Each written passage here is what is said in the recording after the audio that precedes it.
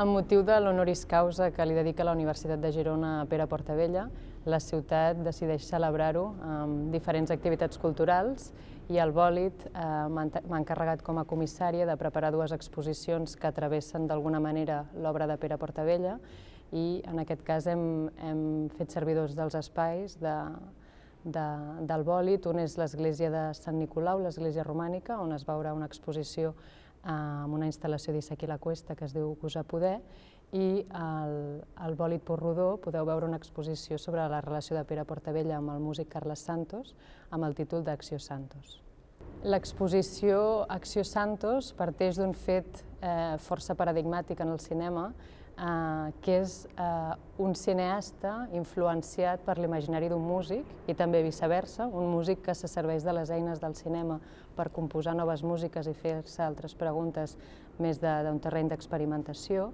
i aquesta exposició parteix d'aquest encontre, d'aquesta trobada entre ells dos i d'aquestes influències. Llavors, l'exposició sobretot tracta tres temes fonamentals que trobarem a les pel·lícules del Pere Portabella, fetes en col·laboració amb Carles Santos.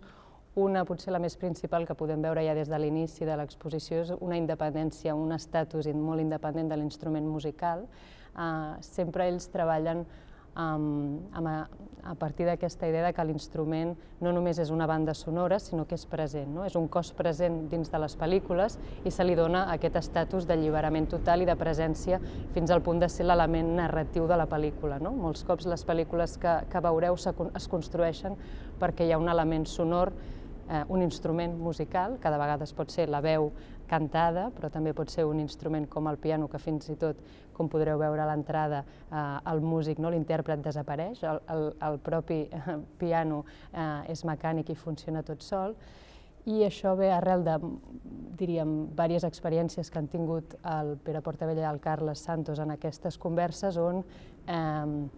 arriben a aquesta conclusió que el piano, ells parteixen del piano, al moment en què el considerem un moble inútil, l'abandonem del lloc tradicional, és com pot començar a funcionar i a fer-se servir, a ser utilitzat per moltes altres coses. Aquest és una mica un dels punts de partida que els porta cap a aquesta experimentació. Una de les altres idees que travessa l'exposició és el muntatge. Com des del muntatge cinematogràfic també podem crear música. Això també ho veurem sobretot amb peces que treballen la repetició musical, és a dir, un so que escoltem diverses vegades fins al punt de preguntar-nos, ostres, això ja ho he escoltat abans, quines reaccions provoca com a espectadors, però que per ells és un terreny molt fèrtil, justament per crear composicions que només podrem sentir en aquestes pel·lícules. Això sempre també penso que és molt interessant perquè és una exposició que no només anirà dirigida a un públic cinèfil o genèric, sinó també a un públic melòman o inclús que s'interessa per l'estudi musical i que trobarà en aquest tipus de films un treball únic que només existeix en aquest format audiovisual. Una de les altres idees que travessa l'exposició i que diríem que agafa la seva eclosió en la pel·lícula que porta el títol de l'exposició, que és Acció Santos, és quan el cinema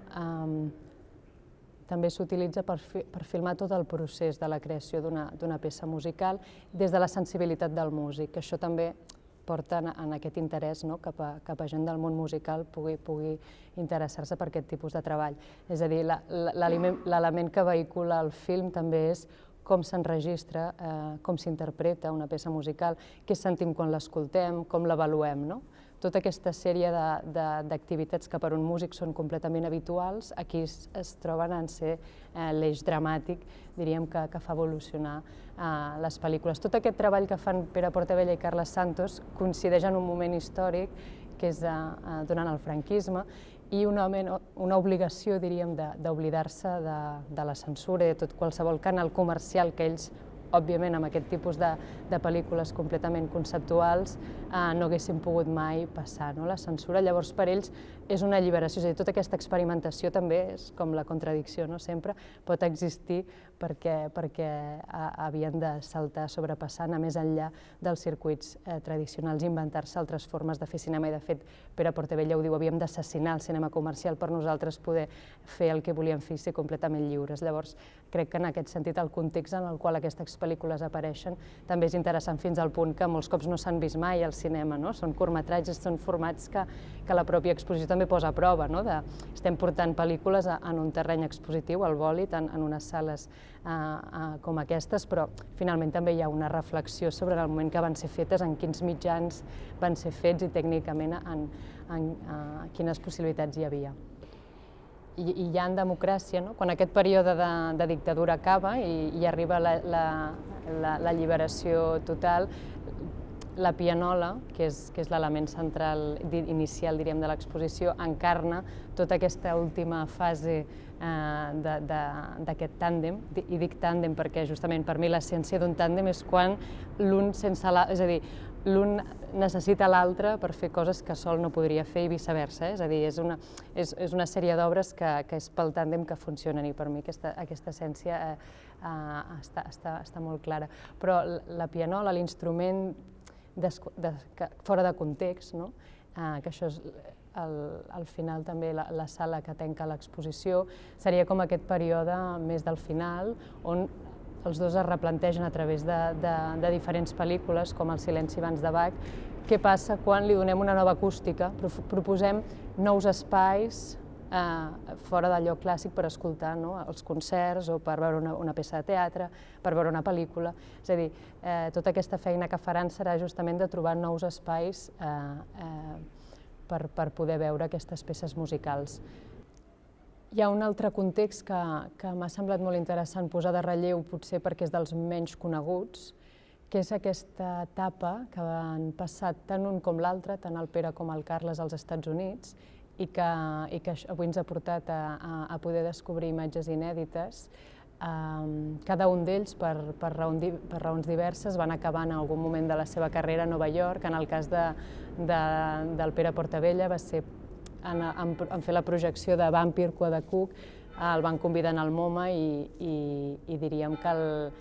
el govern civil del moment li van retirar el passaport al Pere Portabella per les activitats polítiques que duia a terme en aquell moment i no va poder assistir i va enviar una carta de protesta, diguem, per reivindicar la censura que s'estava produint a Espanya en aquell moment. Aquesta sessió va ser mítica, van assistir-hi grans intel·lectuals novaiorquesos del moment. Va ser una sessió realment mítica i que se'n conserven alguns escrits i sobretot es conserva aquesta carta que va ser escrita pel Pere i per ser proclamada, per ser llegida i que especialment per l'exposició el crític de cinema Jonathan Rosenbaum ens proposa la seva lectura, que Rosenbaum és una figura important perquè va ser el que a l'actualitat és el que ha portat Portabella a conèixer més la seva obra de manera internacional.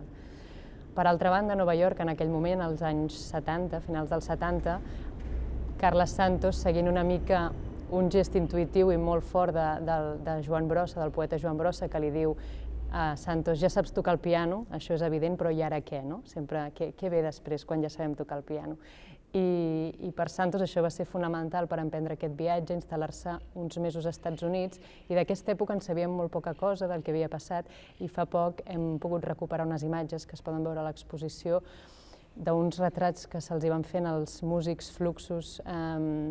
més importants en aquell moment de la mà de Joan Locke, una videasta americana, entre els quals hi ha Carles Santos. Al costat de John Cage, Steve Reich i altres, ell apareix. Apareixia amb un altre nom, per això no era fàcil identificar-lo, Charles, però al final ha estat una bona troballa i està també present a l'exposició.